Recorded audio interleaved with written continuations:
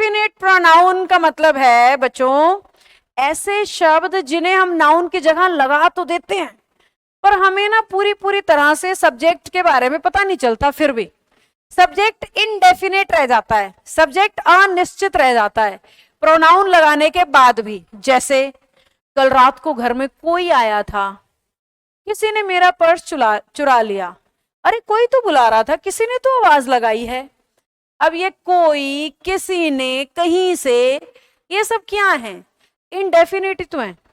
इन्हें हम नाउन की जगह लगा जरूर देते हैं लेकिन ये हमें पूरी तरह से क्लैरिटी नहीं दे पाते कि बात किसकी कर रहे हैं। अब किसी ने पर्स चुरा लिया, कौन था भाई? क्या बोलोगे इंग्लिश में? Someone has stolen my purse, यही बोलोगे।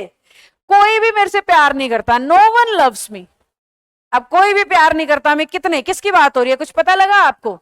अगर मैं आपको बोलूं कोई भी प्यार नहीं करता मुझसे, किसी ने तो बुलाया था मुझे, आवाज तो मैंने सुनी थी, कहीं से तो आई थी, क्या कुछ निश्चित शुद्ध तौर पे पता लग रहा है हम बात किसकी कर रहे हैं?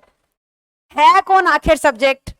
जबकि समवन लगा रहे हैं, समथिंग लगा रहे हैं, नथिंग लगा रहे हैं, एनीथिंग लगा रहे हैं, पर ये शब्द हमें 100% क्लैरिटी नहीं दे पा रहे हैं कि बात आखिर हो किसकी रही है। इसलिए इनका नाम होता है इनडेफिनेट प्रोनाउन। तो इसमें आता है बेटा समवन,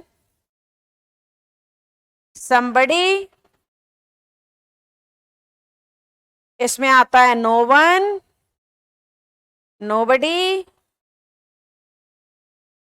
इसमें आता है एनीवन, एनीबडी,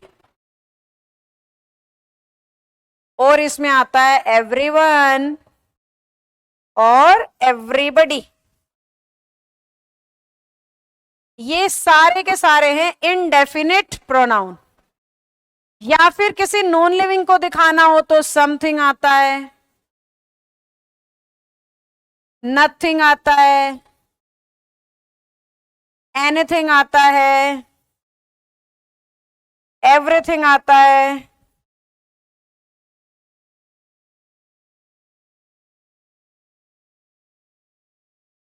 या फिर एक शब्द और आता है भाई वन। ठीक है, इन 13 को कहते हैं हम लोग इनडेफिनेट प्रोनाउन।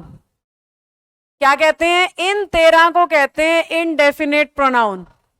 हम स्पीकिंग में क्या करते हैं कि जब हम इन शब्दों को इस्तेमाल करते हैं ना, हमें ये पता ही नहीं लगता कि इनको हम ही माने, शी माने, यानी इनके साथ हर लगाऊं या हिज लगाऊं या देम लगाऊं।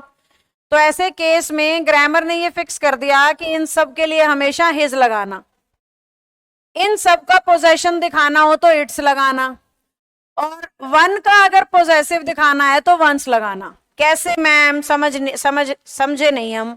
तो देखो बताती हूं। इस तरीके से लिखना है जैसे कि मैं कहूं एवरीवन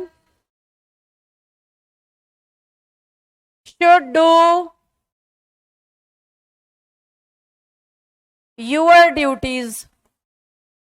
हर किसी को आपके काम करने चाहिए या हर किसी को अपने काम करने चाहिए?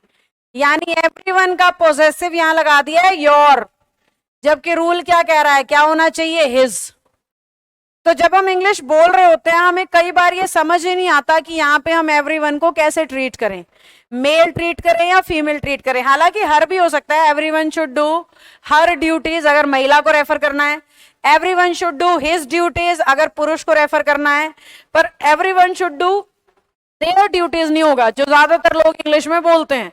एवरीवन के साथ या तो हिज सही है या फिर हर सही है, देयर सही नहीं है।